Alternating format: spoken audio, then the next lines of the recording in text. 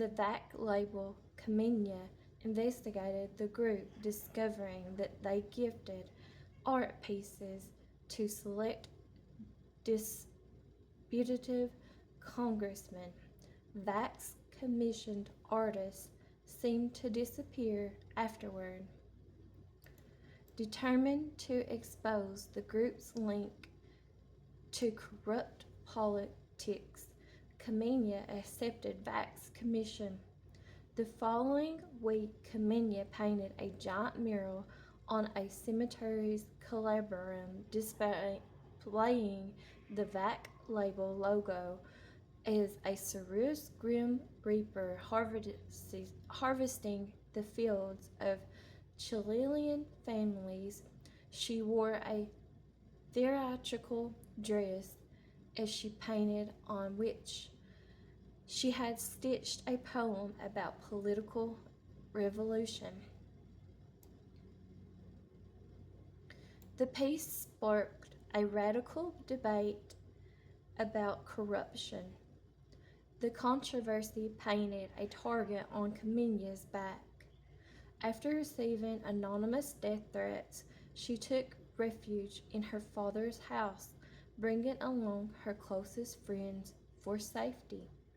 That night, a gang of masked gunmen broke into the house.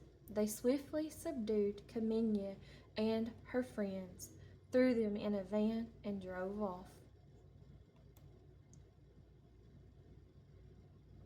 The following morning, a dry breeze blew sand on Kamenia's face, awakening her. She was seated in a chair in the middle of the desert, with her legs tied and her hands handcuffed. Her friends were lying on the ground, tied up. A shadow fell over her face. Kamenia looked up. A man dressed in a long robe, with his face hidden in a dark hood, approached her. He pulled a silvery knife from his robe. He grabbed her hands and recited a hymn in an unfamiliar language. Kamenia held his gaze. He paused and brought down his blade with a sudden blow. She cried in agony as her friends woke to a terrible sight. Kamenia's severed hands falling in the sand. The handcuffs followed, landing into a pool of blood. The hooded man smiled in satisfaction. "How are you going to paint now?" Kamenia cursed and screamed at him, wiggling against the bonds of her legs. The man grabbed Kamenia's chin. She spit in his face. He grunted and peered, her mouth open. Pulling out her tongue, Kamenia struggled against his hold. In a violent blow, he chopped off Kamenia's tongue.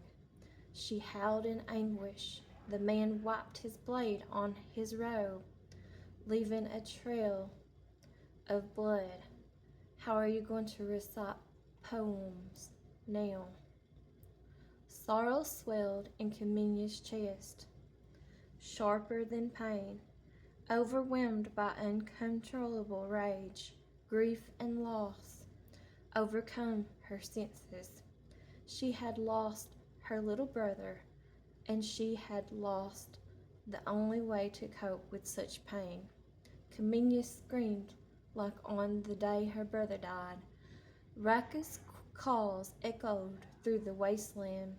The sky was obscured by a cyclone of dark clouds. Black feathers fell on Kamenia's bleeding arms. She looked up and saw a torrent of crows erupting from the clouds, diving